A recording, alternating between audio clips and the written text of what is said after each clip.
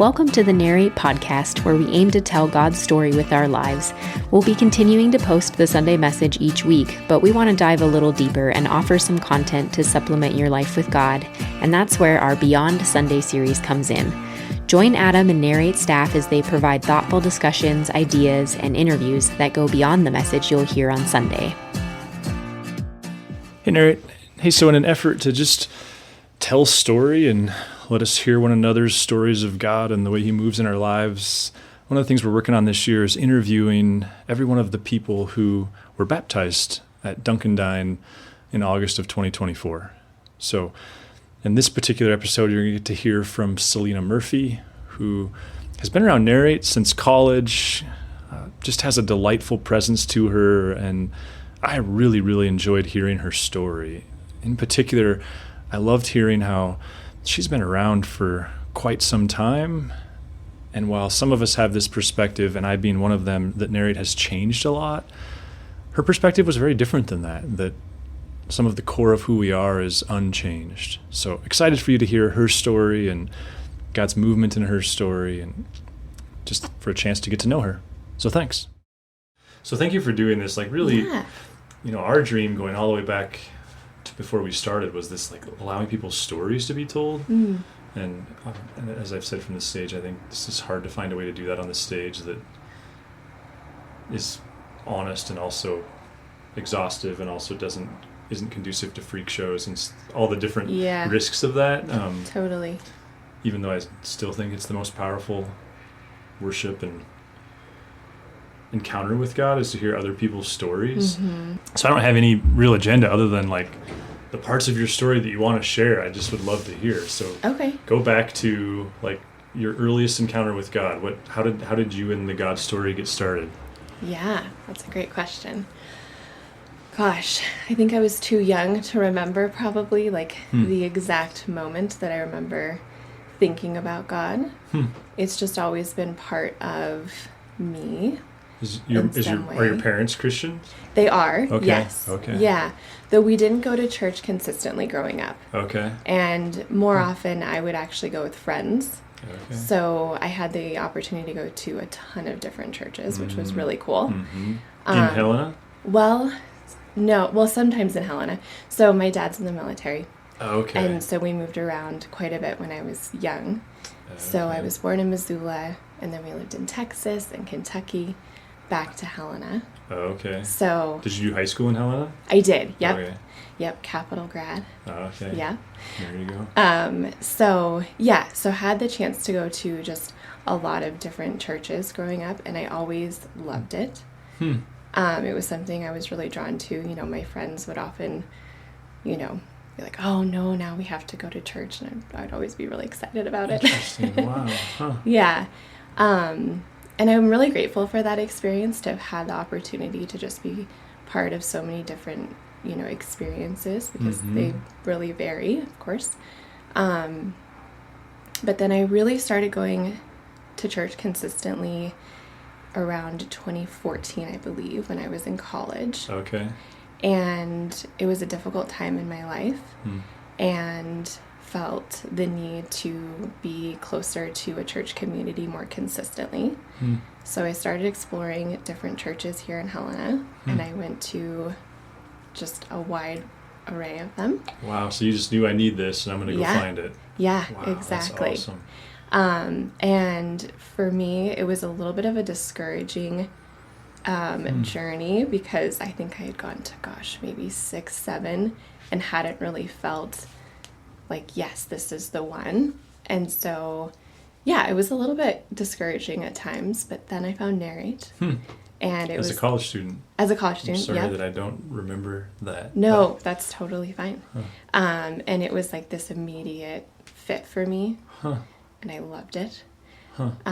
So I attended until I moved to Bozeman in 2017. Okay. And then was in Bozeman for a few years, moved out to Seattle for a few years, and recently moved back. Did you ever connect at churches in those places? I didn't. I just listened to the podcast. Oh, funny. Okay. Fair enough. Yeah. Yep. I had thought about it in Seattle, and ultimately didn't, because the church that I thought was like most similar to Narrate, it was a commute, admittedly. It was like at least an hour or something like that. And I just thought, oh, well, I can sit in the comfort of my home on Sundays and listen to the podcast. So, wow. So I did that. Huh. Yeah. So, because your mom attends. Yes. Did you find it first, or did she? Because I have this memory of her, and then when she showed up here, like, again, for the first time in a long time, there was just like, whoa. And it took me a while. It's Petra. Yes. So did you bring her, or did she bring you? I found it. I found it first. Okay. I had no idea. Wow. Yeah. Even this last August, I had no idea that was your mom. Yeah. Yes. Okay. And then my older sister also attends. Really? Yes, when time and life allows. And my younger sister comes every once in a while too. Are you guys all balcony people? We are. Yeah. We're balcony people. Yeah. I feel a little bit vindicated by that, because there is a little bit of the, like, if someone's in the balcony, they kind of want to be anonymous. Yeah. But at the same time, joking. Yeah. I think what I love about it up there is you always have a place to sit. Like, it tends to not get as full, so it's always like a sure bet, like, yep, I'm gonna have a place. I don't have to ask people to move. Right, because even then the aisles are wider, so if you have to get by somebody, it's easy. Yeah, exactly. Totally makes sense. Exactly. Are you an introvert by nature? No. And in fact, I'm definitely the student in the classroom at the front, raising my hand constantly. Really? But at church, you want the quiet balcony where you don't have to disturb anybody. Yeah, it's peaceful up there. Yeah. Okay, so there's the, like, you've always had this heart for God. Yes. Which is, I mean, there's such a mystery of, like, who moves first, God or, I mean, clearly God moves first, but then you're stewarding His grace, it sounds like. What transpired more recently that caused you to step forward towards baptism is a big deal. So take us into that. Yeah. So baptism is something I have thought about for a very long time, even as a child. I always knew I wasn't baptized. I'm not sure at what point I had asked my parents about that. Ultimately, they decided not to baptize me because my parents had differing views on what that meant. Oh, okay. My dad had a more Catholic upbringing. My mom had a more Protestant upbringing. Okay. My dad was of the mind that it's washing you of sins. My mom had a hard time digesting that, feeling like babies aren't sinful. So ultimately they decided not to baptize me. Wow. And so it's something that I have always thought about. And ultimately I think what led me to make the decision this last year was that I was really drawn to this idea of confirming my relationship with Jesus and making it eternal and just like solidifying that. Wow. I think of it similar to marriage, where, you have a great relationship with someone and it just feels like a natural next step in that relationship. And I think another core piece of that for me was finding a church where I had that community that I'd always been searching for and doing it in a place where I felt, this is where I'm going to be and long term. I respect that. Yeah. So it was a long time coming for me. And it was, so it wasn't a new thought necessarily. No. It was an old thought that you were kind of working a plan, so to speak. Absolutely, yeah. Wow. So how did that go with your parents then? You're obviously an adult, but just they had these different views. Was that a thing for them? It wasn't, no. They've always been very supportive. Okay. And my mom, of course, is, attends church regularly and has a very close relationship with God. My dad less so. He tends to struggle a bit, I would say, with, his faith and where he's at with that. Okay. But overall has always been very supportive of, so they weren't how we threatened by feel. your being baptized or anything? No, not at all. Not at all. Wow. Yeah. I like that marriage. Yeah, that makes a lot of sense. I've heard that as well. And just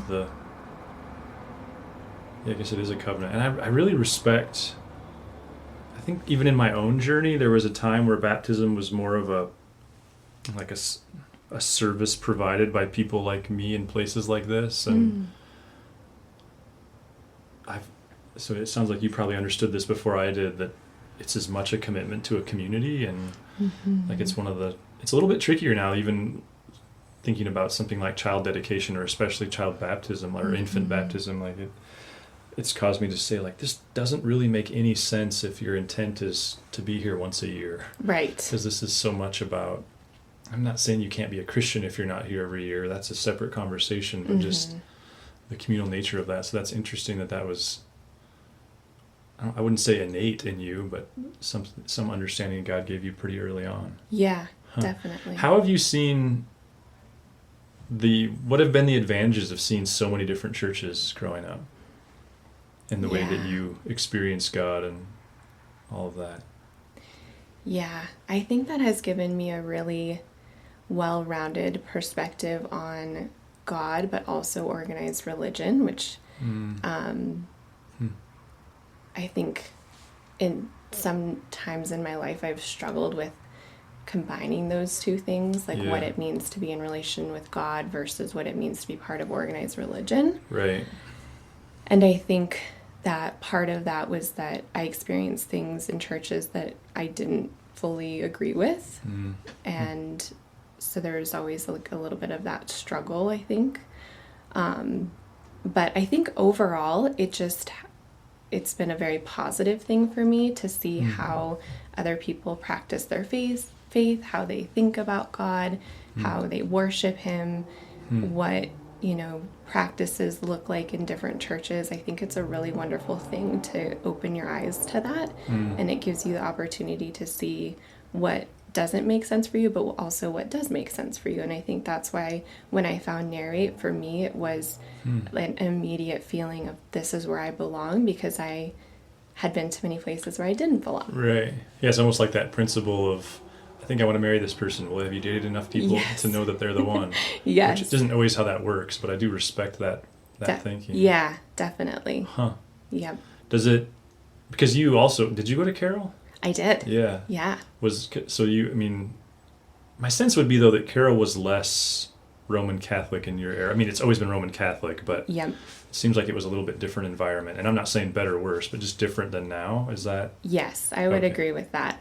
The only experience I had, at least, and certainly there are experiences I didn't take advantage of at Carroll, but really the experience I had with religion and faith at Carroll was 2 theology classes. Really? Okay. And that was really the extent of it. But because did you do any campus ministry or anything there? I didn't, no. But there were probably Protestant campus ministries there when you were there, whereas now I don't think there are. Oh, interesting. Okay, There are, but they're not. Yeah, this probably doesn't matter. But yeah. There's 2 sides of that, because I think on the one hand they got sick of Protestants coming to try and convert their Roman Catholicism out of them, and so it just made sense to go like, let's just not call a spade that. a spade. Yeah, a spade a spade. So Interesting. Yeah. So what are the ways? I mean, part of the storytelling is just that we all, you'll know me well enough to know, I really do believe in spiritual practices and the role of that, and this but at the same time, I almost think of it as like a rank order, that we all probably have a different rank order of the spiritual practices that serve us best. And so that being said, what are the ways that you feed that relationship with God that work best for you? Like, what are the practices that you run to? Yeah, that's a great question. I think for me that changes depending on the phase of life I am in. I'm currently in a very busy phase of life. So I think for me right now, what is particularly grounding is prayer and giving space for silence. I think that's something I've really resonated with that you've spoken about. And just giving God the opportunity to speak to you, to calm you, to reassure you. I think that's been really helpful. It's a difficult practice in my opinion, but one that I think is very rewarding if you are patient and give space for it. So is that for you spontaneous or kind of a scheduled, or some combination therein? I'd say it's a combination. I think, when I'm going through my work day and I'm finding myself becoming a little frazzled, I will just stop and say, I'm going to take 30 seconds to pray, to just meditate, do something to kind of, recenter myself. And then there are certainly times where I make dedicated space for that. I think the evening tends to be my time of day that That's I like your to do jam, that. Yeah, before bed. It sounds very traditional, but that tends to be a good time for me to do that. I think in other periods of my life where it's not as busy and chaotic, I really enjoy reading scripture. I think that's something that I really like to dive into. I am a bit of a nerd. Okay, so you are a reader. I am a reader, yes. And in fact, I just joined a book club with some gals here at Narrate. Oh, sweet. Yeah, so Cool. so that's been really fun to also read books beyond, the Bible, which is Right. traditionally what I have done. Wow, So yeah, it's been that's fun to awesome. explore some other text around it. Good Yeah. for you. Wow. So you, what is it about this season that makes your life so busy? Work primarily. Okay. Yep. It's just been a busy year in general with work. So in addition to my full-time marketing job, I also own 2 businesses with my my word. sister. Yeah. Whoa. We own 406 Hydrate, which offers IV hydration. Wow. And we also own 406 Medical Weight Loss, which is for medical weight loss injections. So Does she come from the medical space? she does. So you're the business brain and she's the medical person? Exactly. Yep. So she's a registered nurse. Oh, okay. So it's been great. I have really enjoyed those ventures, and it's going very well, but it does make life busy. Is your mom German? She is. Okay. Yes, I she's. had that in my head. How has that shaped you? I mean, so you're one of these rare, especially in Helena, Montana, you've Yeah. been raised, I don't know how you'd say that. I hope that's not offensively, but No. almost by like 2 nationals, right? Or 2 Yeah. different. Yeah. How's that impacted how you show up with God in the world? Have you thought about that? I don't know if I've thought about that specifically, but I love that I'm German, so I'm also a German citizen. Oh, you are? I have Okay. dual I citizenship. didn't know you could do that. Yes, you can do that. Huh. So my mom immigrated here when she was 20. Okay. Her family's from Berlin, her side of the family. And so it's, I think, having both cultures and growing up with also being bilingual, I think has just given me a very, I'd say I'm just very open to different thoughts and perspectives. I love to meet new people and travel and experience different cultures, and I think it's really allowed me to open my heart to different, perspectives and people, and I really tie that back to the fact that my mom is German. So that part of the like German Lutheran is her background, and what thinking of infant baptism and Yes. wow. Yeah. Because they're not that far removed from that era where Lutherans and Roman Catholics don't marry one another. Right. So, yes. Yeah. Which is so interesting because my grandfather, my mom's dad, was raised Catholic. And my grandma was Protestant, and that was in Germany. Yeah, that was kind of I'll at the bet. time not well accepted. Yeah. Yeah. Yeah. And did they raise your mom in one of those? They did. Yeah, she was raised Protestant. Okay. Yeah. Interesting. Yeah. How often do you go back to Germany? I try to go back at least every other year.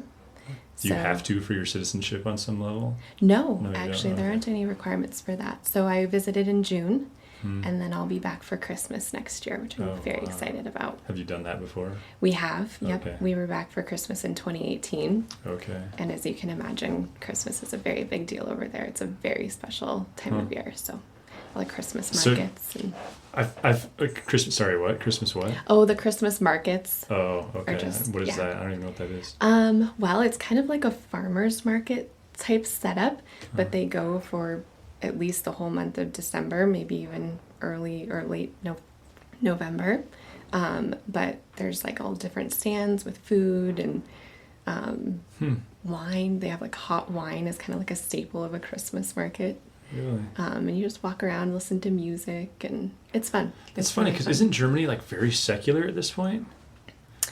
Gosh, I don't know. But that's not the way you've experienced it. Like Yeah. it's still very Christian in its culture. Yes, but I would also, I think that the younger generation as it's similar to here, I think has started Okay. to move a little bit further away from Okay. the church, which is unfortunate, but Yeah. I think we're kind of seeing that everywhere. So it's interesting that it seems like your parents really valued diversity, and yet while you value that, you've landed in a kind of an orthodox spot, Yep, which is very cool. it is. Yeah. And I think Is that new? Sorry, go ahead. Oh, I just think that's something that I've always been grateful for with my upbringing with faith, is that I had the opportunity to experience, as I said, a lot of different, religions and, well, yeah, a few different religions, but a lot of different churches. Mm-hmm. And I think that it was always like of my own will to choose, going to church. It was never forced upon me. And so I think for me, it's always been a very positive relationship with God and faith and church. And I have seen in others where that was not always the case, that they were, forced to go as a child and have therefore, found themselves, kind of steering away from organized religion, which I think is such a shame.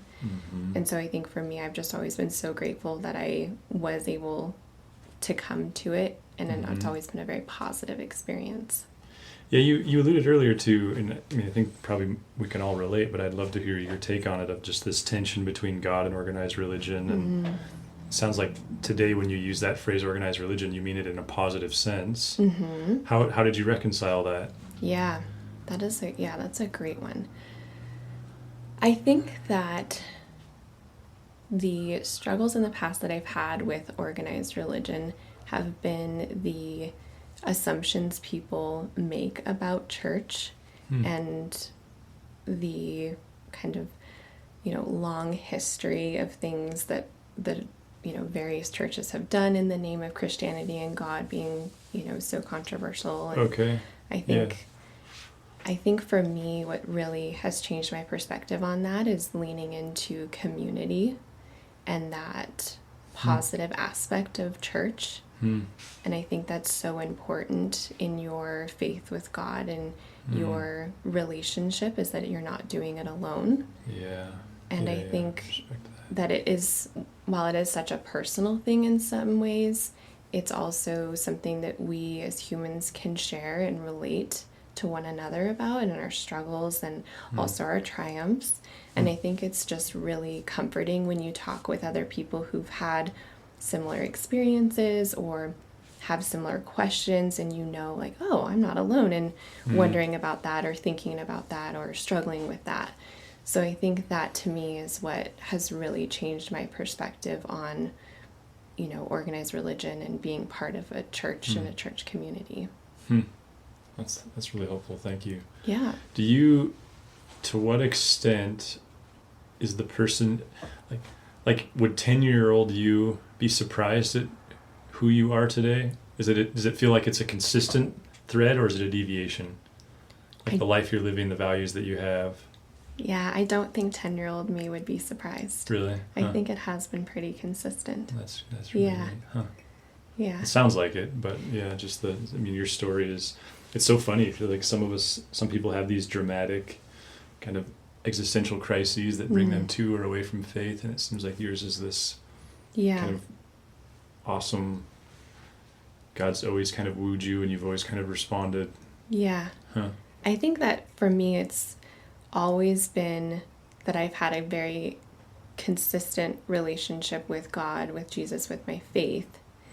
It's that my journey with church has taken some different turns, I think is kind of what my story looks like a little bit. Yeah. Which is kind of built in, that was kind of baked into your growing up experience by the nature of moving around. Yes. Yeah. Which brings me to, curious, because, so you showed up at Narrate in 2014 for the first time? Yes. So you would know better than most, and probably even better than me, because it's also subconscious to me. Who we are, my sense would be who we are today and who we were in 2014 are vastly different things. I'm curious to what extent that is your experience or not, and how are we different?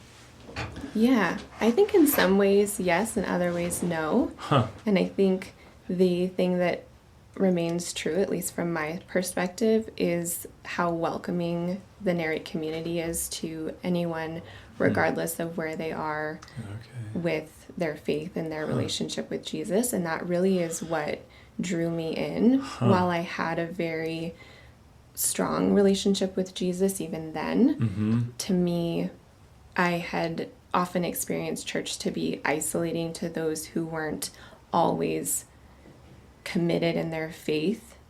And I wanted to be part of a community that recognized our ebbs and flows with our relationship with God and, you know, applauded that honesty and knowing that, you know, sometimes we're closer and sometimes we recognize that we need to, you know, work a little harder on that relationship, as with any relationship in our lives.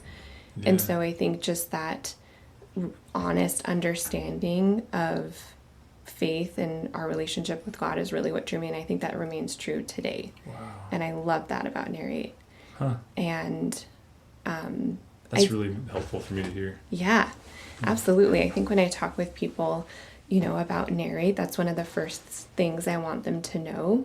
It's like, no matter where you are welcome, and you will, I'm sure, find some meaning or something wonderful to take away in the message. And I think that's so important.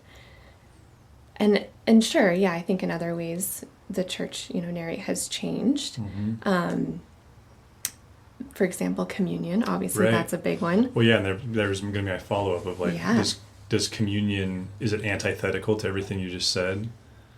I don't think so. But admittedly, I'm someone who's not easily embarrassed. So I actually did not participate in communion until after I was baptized. Oh, really? Wow. That was something that was really important to me. Yeah, which is historical. Yeah, to just feel like I am waiting to experience something that I think is so wonderful until I've taken that step in solidifying where I'm at with God. So taking communion for the first time for me was really special. Wow. And it's really cool. I would have loved to have, I mean, it's fine, but good for you. I mean, you celebrated it on your own, but there was one other person that was true of them. Oh, neat. It was fun to be able to, actually there were two. There were two others, so that makes three of you. It's not like but yeah, that's, I mean, as you know, that's the historical approach. Yeah, exactly. So had you ever taken communion before in your life? No. Whoa, so this is like an old conviction. Yes, it is. Yeah, It's been one that, I've been holding on to a long time. Yeah.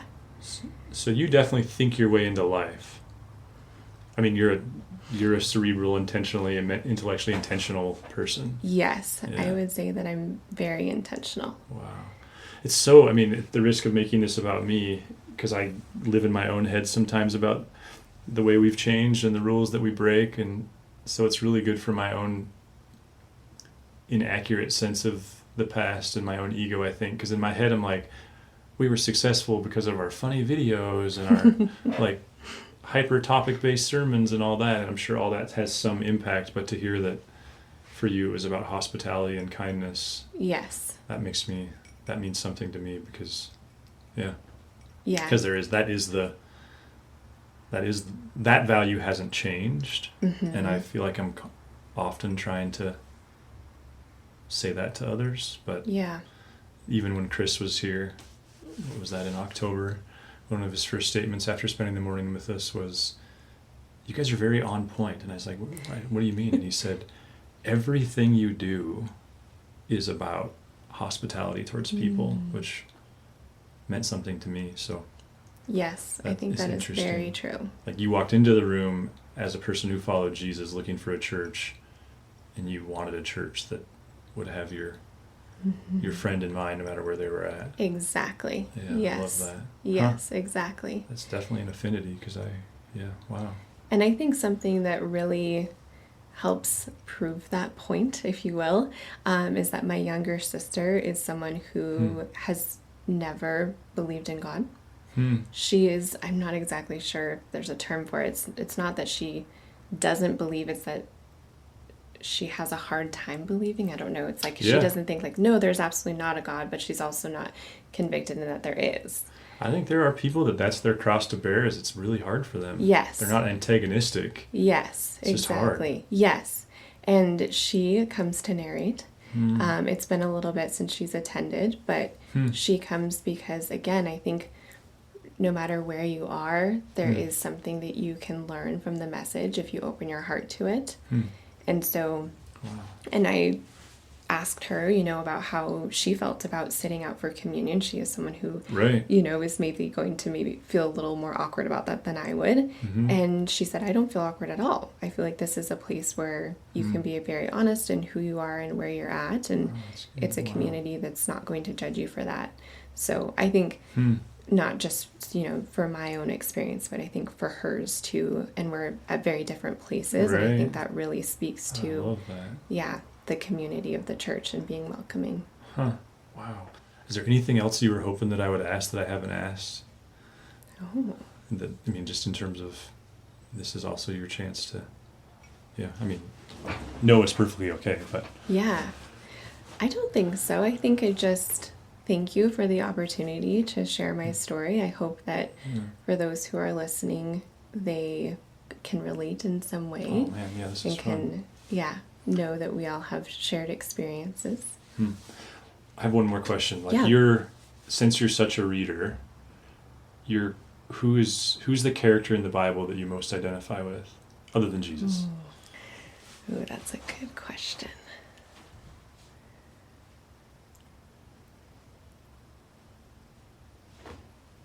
That is a really tough one.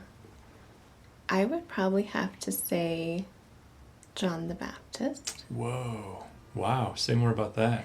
I think that when we were doing our classes for baptism, that was like a really interesting part of the Bible that I hadn't actually spent a ton of time in, and I think that was really interesting to explore that more.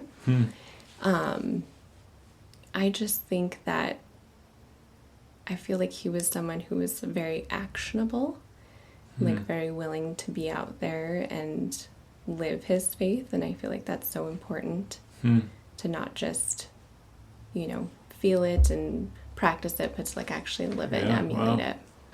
Which would make sense. So that's almost the entrepreneur in you. Are you surprised that you're such an entrepreneur? Do you think of yourself as an entrepreneur? Yes, I think that does surprise me a little bit. I've always been very work focused, if you will. I think that tends to have a negative connotation, negative connotation, but I do value my career, and I really, it's something that I want to grow. And so I've always been very career driven. I didn't necessarily see myself as an entrepreneur, but that has been a wonderful thing to experience and a great way to grow in different ways. Okay, last one. So you're within the reading context, your favorite Christian book? Well, this is a new kind of realm of reading for me, I will admit. Okay, because that's right, you said you read the Bible, but not the books. Yeah, okay. So I can give a recommendation that I just started. It's part of the book club that I am reading right now. It's called Mostly What God Does. Whoa. And it's been lovely so far. I'm about halfway through. What's the premise?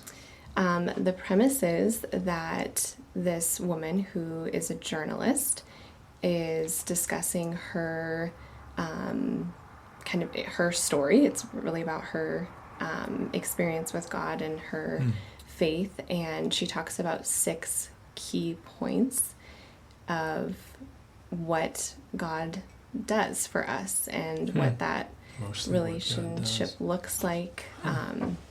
So it's been really interesting because it, I think, looks at your relationship with God on a very real level, on the day-to-day, and isn't, it's very concrete things, I think, that you can take away from yours. Yeah, which I think is really helpful. Sometimes the big picture stuff is great, but sometimes it can be difficult to then say, okay, but then how do I apply this, or what does this mean for me? So I think she does a really good job of making it very actionable. Okay, last question. Yeah. Because part of what I'm fascinated by the fact that you're in a small group, book group, whatever you want to call it, and I didn't assign you to that group. That that happened organically would be my sense. Nobody from the team was like matchmaker. Not that there's anything wrong with that. No, yep. So, and recognizing that another thing that I'd like to think has stayed true of us is this recognition that some people want community on the level that you're now getting it from them and others don't. So how you may or may not want to say who you're with, and that doesn't matter to me, but just how did it happen that you were invited into this group? Because I gather you were probably invited by them. I was. You didn't create it. It was something that was going. And Yep. So how did that happen? It was through an estuary gathering that I attended. Really? That I met a few people. Wow. Yeah, which was a great experience, by the way. Yes, I really enjoyed it. Was it uncomfortable for you? No, I don't think so. Yeah, I didn't find it uncomfortable. Others may have at points been uncomfortable. But I thought it was great. That's awesome. And yes, so met some people there, and then they reached out. Yeah. Which is kind of that. There's a guy, Joseph Meyer, who has a book called In Search to Belong, and I read this book before I moved before I was a church planner, and his premise was that the local church's job is to create these platforms where people can browse for relationship. And I think in ways I've nuanced that since then, but it's interesting that the estuary proved to be that on some level. Yeah. Wow. Well, good job. Thanks. Yes. Thank you for doing this. Absolutely. If you'd like to learn more about Narrate Church, find us online at narratechurch.org. You can also look us up on Facebook or Instagram. Thanks for listening.